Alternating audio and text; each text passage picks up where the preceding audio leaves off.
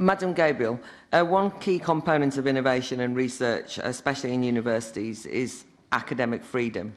And I think you might agree that it's under threat in many nation states internationally.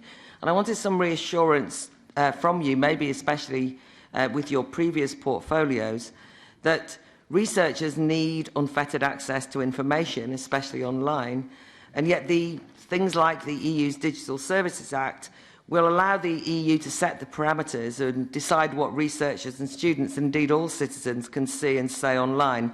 So is there a clash there between the EU's restrictive practices on free speech and academic freedom? But also, so much of the enthusiasm we've heard from you for research tonight and from the Commission seems pretty prescriptive and narrow, with an emphasis on instrumental outcomes. You know, the EU must be more competitive with China or in the US. It's all about applicable knowledge, employability and so on. Or there's even the more politicised, the idea of strengthening European identity through education.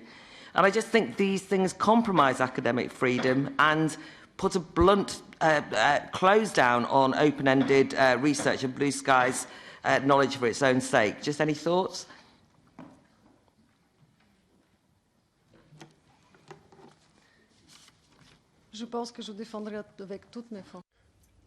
I will defend academic freedom with my full strength. I will defend the freedom for research to be led by curiosity.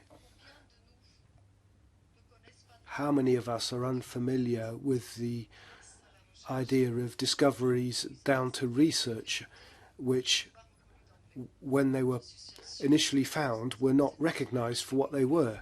That's how I see it. I will set particular store by that balance between research, which allows us to make breakthroughs, and that's how I see the European Research Council and its importance in promoting frontier research, and also saying that today, more than ever before, together with our citizens, we must work on achieving results in openness and transparency. This must be to global challenges such as climate change or the digital transition and all the important issues that that throws up, and the industrial strategy.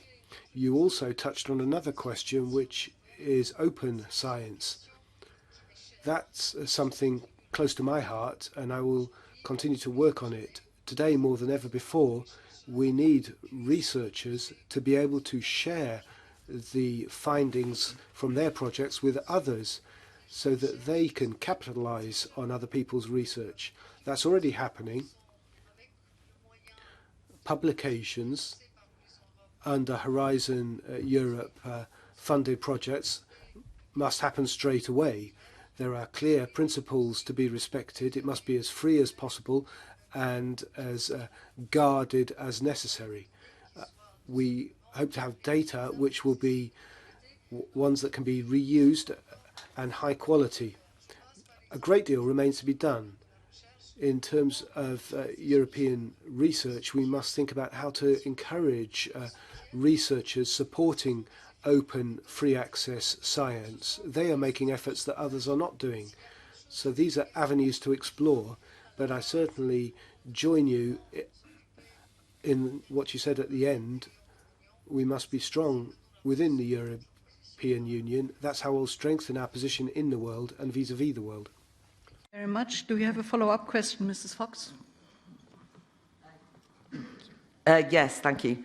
That's reassuring, but I do think that as one of the big challenges is that national governments try and interfere in outcomes in universities too often, that when you have a top-down transnational body like the EU, you have to be particularly careful you don't do the same. And despite your reassurances, you have spoken about a lot of non-knowledge instrumental outcomes that you'd want from researchers, so I am nervous.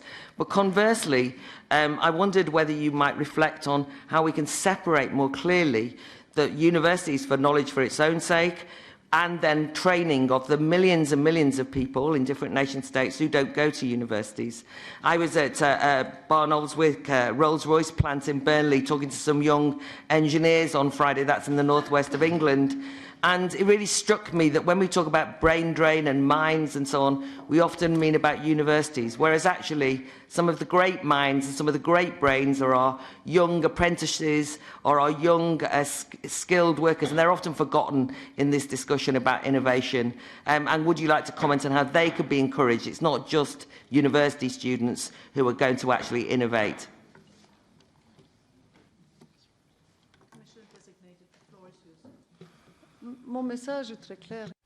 My message is very clear.